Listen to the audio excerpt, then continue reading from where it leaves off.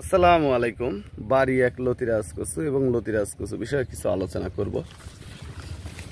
দেখেন, এগুলো বাড়ি এক লতিরাজ কচু। কি পরিমাণ লতি আসে প্রতিটি গাছে, সেটা চোখে না দেখলে আসলে বিশ্বাস করার মতো না। দেখেন, লতি আসছে। এই গাছগুলির বয়স বর্তমানে চলতেছে 9 মাস। দীর্ঘ 7 মাস লতি দেয়। আমরা 7 মাস লতি কাটতেছি, এরপরে আরো 2 মাস লতি কাটতে পারবো এই গাছগুলি থেকে। দেখেন, প্রতিটি গাছেই সৌন্দর্য লতি এসে গেছে। এই কচুটা চাষ করার নিয়ম, লাইনে 1 হাত পর পর, এক লাইন থেকে আর এক লাইন 1.5 হাত পর পর এই কচু চাষ করার নিয়ম। তে আমরা এই লতিরাজ কচুর চারা বাংলাদেশের প্রতিটি জেলায় সেল দিয়ে থাকি। আপনারা যদি লতিরাজ কচুর চারা সংরক্ষণ করতে চান তাহলে আমাদের সাথে যোগাযোগ করতে পারেন।